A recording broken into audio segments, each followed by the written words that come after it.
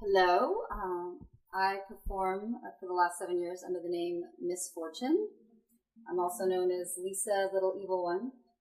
I have been performing burlesque with Cherry Blossom Cabaret for the last, 7 years. We're going to have our birthday in July. And I'm known for theatrical burlesque, coming from a theater background. I graduated from the University of Hawaii in theater. And it was when I was nearing the end of my bachelor's as a full-time theater student that a friend of mine and I we were discussing the lack of, we used to go dance at this fetish event that was here, and we ran out of places to go in costume and go dance. And she said she saw this ad on Craigslist for burlesque audition. And so I went. And here we are, 7 years later. Oh, was that Megan's ad? Yes, it was Megan's ad. Megan Mayhem. Megan Mayhem. Yes. And I think, I don't know, somewhere downtown. It might have been on King, way back before our Hunter Down ran it. And yeah, I auditioned for them, and then we kept going. What the hell is that? We're in a mixed media space. Yeah. So it's going to be mixed media. Tell us a little about what you're preparing for tonight. Tonight. I am, as I come from theater background, I'm also a stage actor. I am doing Jane Austen Zombie Apocalypse. It's a original work written by the director and the artistic director of On the Spot Improv, an improv troupe, and I play Catherine Montgomery. Basically, it's Sense and Sensibility meets a George Romero zombie massacre movie. And it's filled with Jane Austen archetypes, the headstrong daughter, the mother who's trying to marry off all her daughters, the unwanted suitor, which this week is being played by the director, which is fun.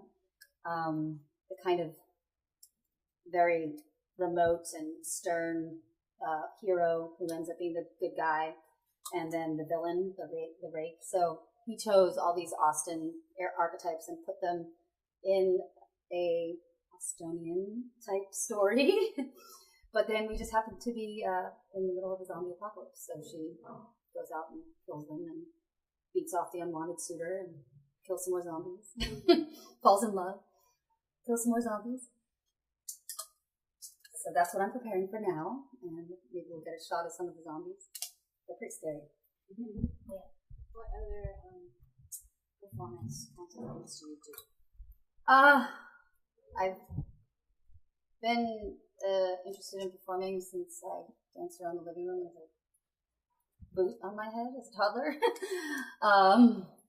As I said, I went to UH and I got my BA in theater. Luckily enough, at UH we have a very strong Asian influence. So we got to learn kabuki and jingju, Beijing opera, and kachak, any kind of, all these different performance styles I got to learn. And so it's really helpful. You can use these in ways. I use everything I learned on stage with burlesque. So yes, I do stage stuff. I do Shakespeare. I do anything, really. Put me on a stage. Why do you like burlesque? I like burlesque because it's a vehicle for every single thing in regards to performance I've ever learned. There's an ultimate capacity for self-direction, self-actualization. If you can dream it up, you can do it in a burlesque act. You know, you want to light something on fire. Sure, do that in the burlesque act. You want to be a banana. Okay, dance around like a banana. It's endless. The opportunities there is no limitations on what you can do on stage in a burlesque act, unless it might be illegal. And what makes it burlesque? Well, there's the idea of burlesque as there is the reveal. There is some element of clothing removal, costume manipulation, perhaps. there is also, it's, what makes it burlesque? I'm not sure. You're dancing on a banana. Oh, you would take it off, probably. Or you might let them think you're going to take it off.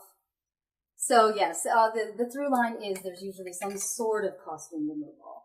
It can be as far down as pasties. It could be you take things off and nobody ever sees you, except for the pile of clothing. So like a banana peel. A banana peel.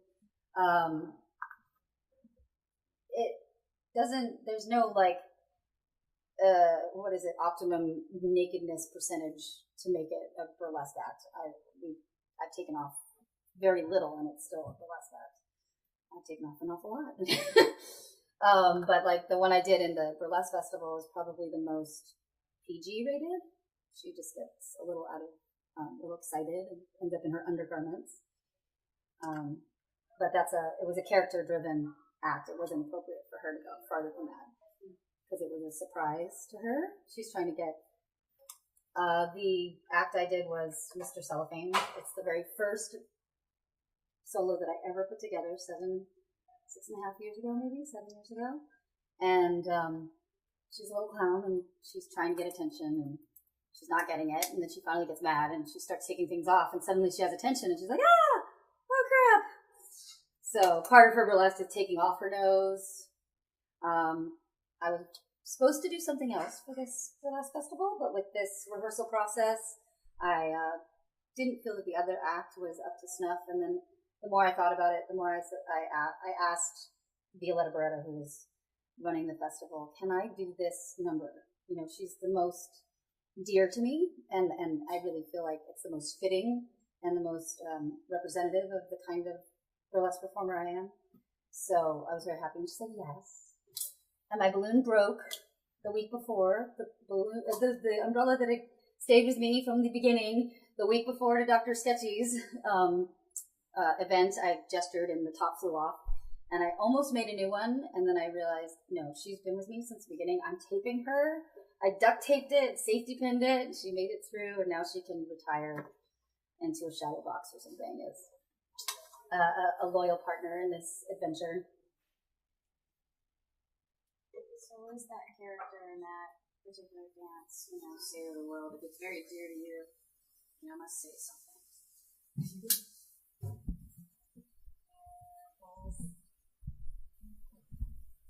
Holy crap, it's so fucking hot in here. Why is it so hot?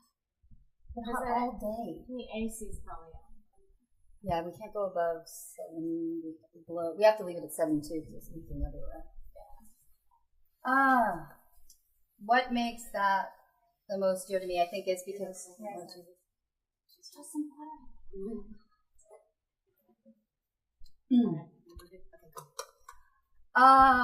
What makes it so special to me is that it appeals to my academic geek in me that feels like I have to. I really wanted her to be this vaudevillian character, and when I've seen it in film, and it actually looks the way I wanted it to look, and she's very familiar to me, and I think that everybody has that element of, retiring, or maybe, I shouldn't be in the front, and then to see it filmed, it actually fit what I wanted in my head, and it satisfies this authenticity, academic geek in me who saw something and wanted to recreate it in terms of this vaudevillian tramp type character, not the typical burlesque character you would see on stage. She's wearing very drab suits and big suspenders, and she's a little clown, and she's trying to get attention from the audience. And I think she appeals to everyone because everyone has felt like that. Like, I'm just going to stand in the back and, not cause too much attention, and I'm not smart enough or cute enough or funny enough or, and then she just gets really into it. She gets mad and she lets herself go, and that's when she gets the attention she wants, and not being like a diva or being a temper tantrum, but like letting herself go. Finally, she realized, they like me. So be yourself, let that out there, even if it's kind of an odd character you want to play. like body ideal, body image? Of course, when you're half naked and with me dancing with people who are maybe not half my age, but a lot younger, we all are like, I'm fat today. But in the spectrum of the 7 years that I've been doing this, I've fluctuated at least 25 pounds. There's been times I've been heavier, and there's been times I've been lighter. And then you always have a complaint on both sides. Like, when you're heavier, you're like, yeah, I have boobs. When you're skinny, you're like, yeah, I'm skinny, but I have no boobs. So I try not to think about that anymore and just try to surf. And then I feel good. And then I don't, if I feel good physically at what I'm doing, then I don't have to think so much about what I look like. I think we're all very forgiving of each other. We always encourage each other, no matter what shape and size we are. We're all run the gamut from very tall and skinny to very voluptuous, and everybody is fantastically sexy when they work their thing. Just know what your thing is and then work it. And you learn how to dress it when you're feeling a little like you're having a day. I think I'll wear the sparkly thing here, or more glitter. More glitter always helps. More glitter. You're like, I feel great now. So body image, yeah.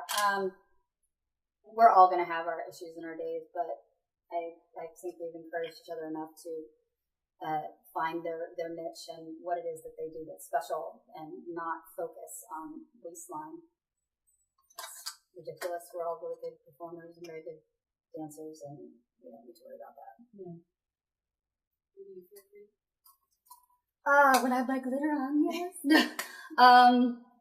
Yes, putting on a costume, no matter what it is, from the nose to playing a soldier and being unattractive, whatever it is, helps take my mind off of being self-conscious about me. I think that's why I do a lot of character-driven stuff, because then I don't have to think about it being me. It's that character-driven matter. But yeah, I've learned some makeup tips from everyone, so I can feel pretty sometimes. What about when you're not in character? When I'm not in character, I've done some improv stuff, and it's challenging. But then I just concentrate on the music. If I like a song, I can just go with the song. In fact, I'm not very good at pictures because I never think about how I look. I'm thinking about how I feel or what I'm trying to convey. So instead of having like the perfect little pinup face, I get caught with some weird expression. It comes from acting and trying to hit the back row, and some of the expressions tend to be very large. And about the difference between burlesque and stripping? Burlesque is more about. I had this just described to me, and I realize it's very true. I think burlesque dancers have more of a sense of control. You can let them have as much or as little as you want. And the same act can be completely different based upon, no, this audience doesn't deserve it, no. Or they do, or you really are jiving with them. And so you can tell them where to look and where not to look. And it's more about, for me, it's for transformation. That's what happens with all of my numbers. There's some element of transformation and an unveiling, and maybe just getting to another layer, like in here. That is also mirrored with what you're revealing. Stripping, it's an art. I mean, I know many acrobatic and lovely dancers who strip. Usually, you got to just get naked as quickly as possible. And with this, the longer you prolong it, the better it is for everyone. So, as it's the art of the tease, I'm sure that's been said. Mm-hmm. I'm out of questions. You got more you want to say? If you were an animal, what kind of animal? Cat. Yeah, I like cats. Can be feline if I use the high heels. Do you feel that kind of persona comes out in performance or something? Oh yes, because a cat is they know everything, and they can stop and pick their interaction with who and what they want to. They're very mischievous and unexpected in their. Wow, people are laughing.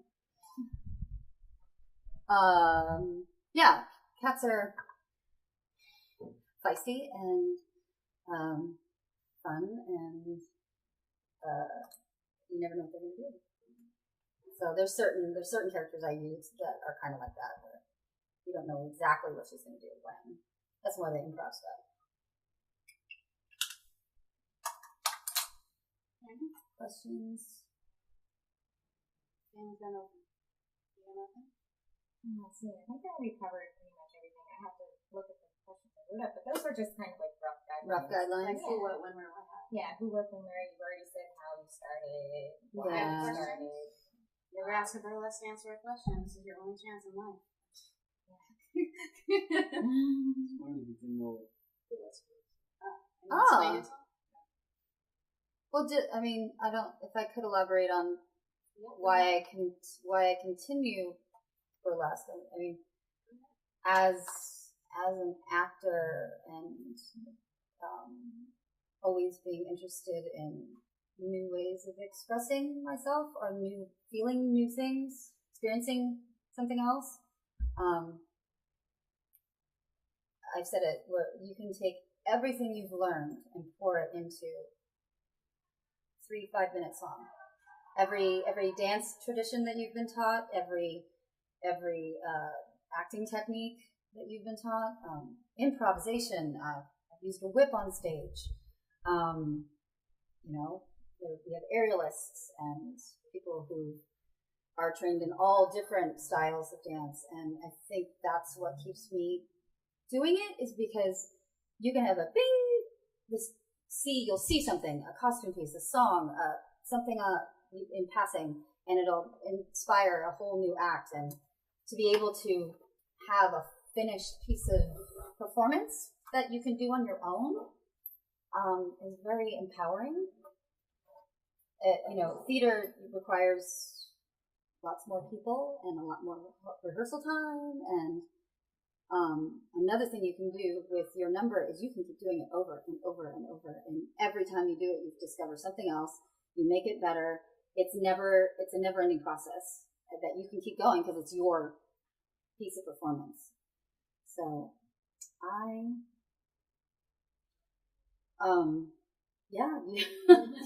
Okay, the other question.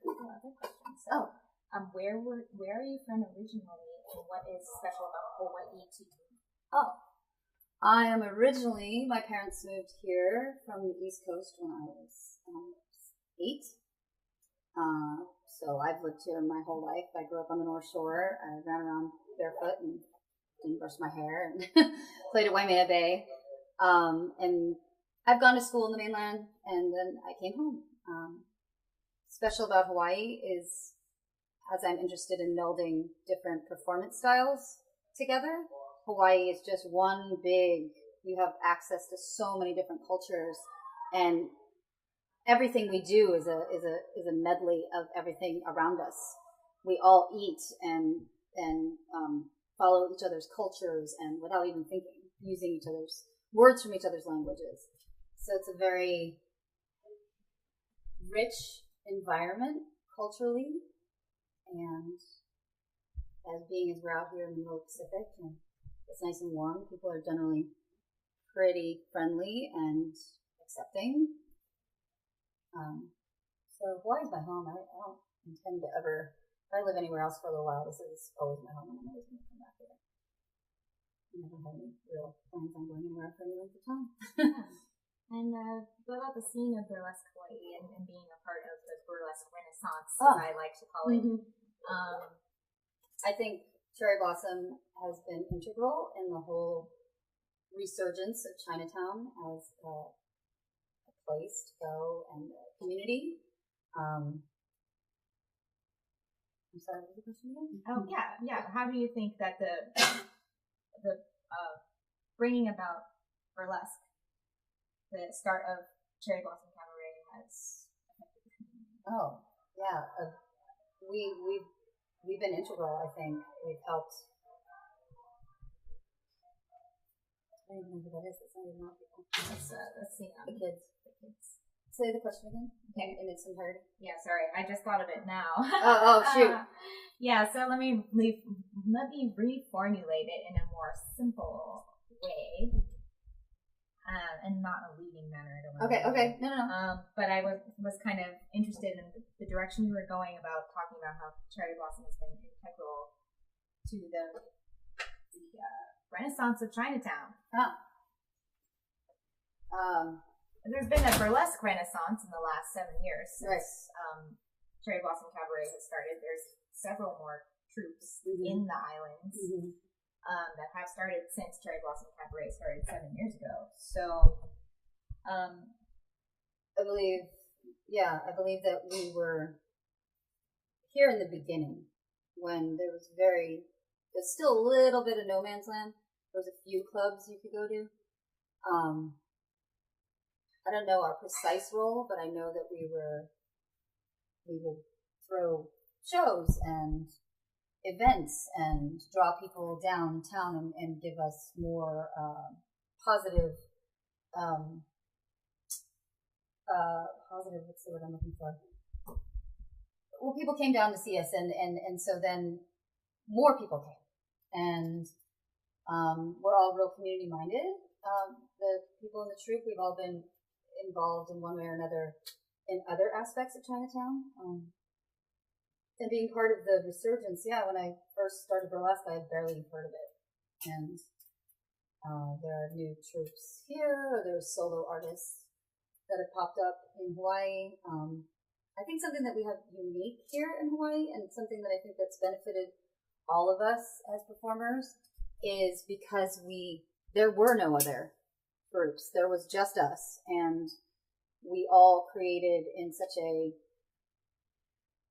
in a way that together, that each person learned from the other something that they needed to learn themselves. So one person may have just showed the other how to better sparkle your costume, or how to work the crowd, or how to glove remove, or how to read music, or stage a more theatrical number. I think because we were kind of creating in this vacuum of anything else like us, that it brought us all up higher than we would have if we were doing it by ourselves. Absolutely. Like a burlesque support. Kinda, yeah. Do we sit around and bake pasties while drink tea? I've seen stuff on the mainland, and some of it has been fantastic, and some of it has been like, meh. And when I've expected it to be better, because it is a bigger city. So I think that we need to give ourselves credit for, we really take pride in what we're doing, and we always try to improve on what we're doing, individually and as a group. So I think sometimes we forget, because we don't see other performers as much as people on the mainland. It was just us seeing each other and being watched by the same people. And I think when going outside and coming back, I have an even better appreciation for the talent and the skills that Cherry Blossom has, and that we each have as performers separately.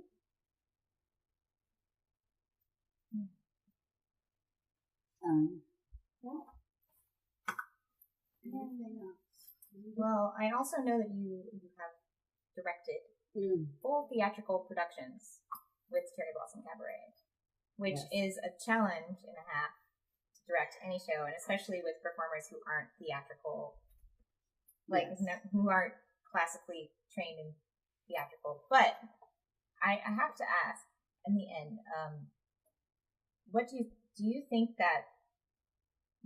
sets Cherry Blossom apart from, like, being that we've done theatrical shows? Do you think that I'm leading you? No.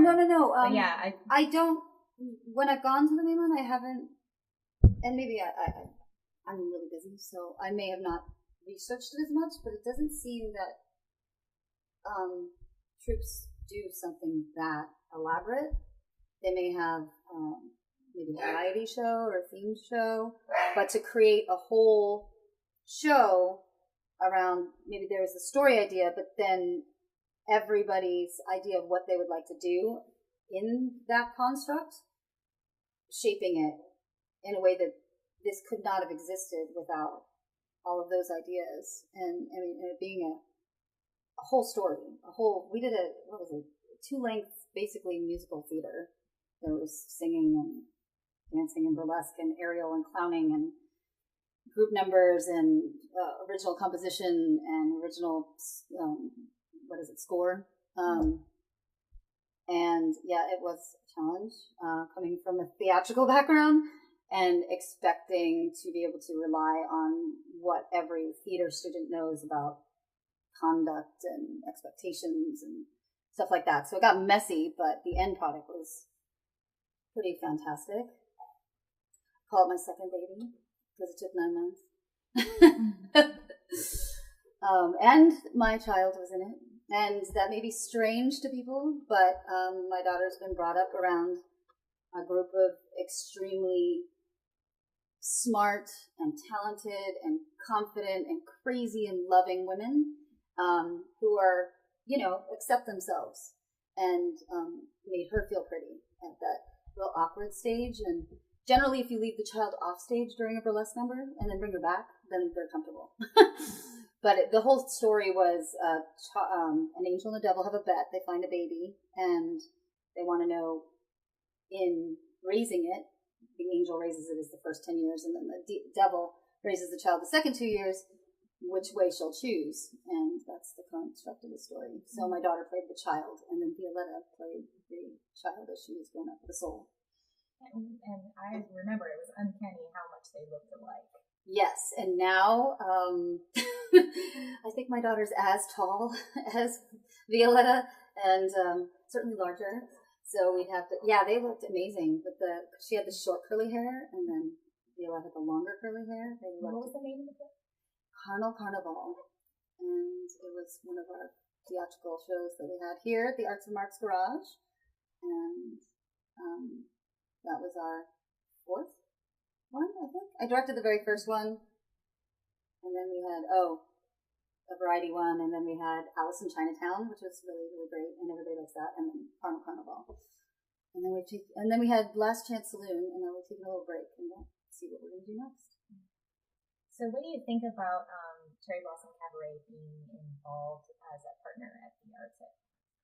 I think we've helped a lot. We show some skin, we're going to draw people in. So I believe that we've provided a steady income source for the Arts at Marks Garage. A lot of us have been involved at the Arts and Marks Garage in other ways, promoting other events or involved in other partners. I think it's great.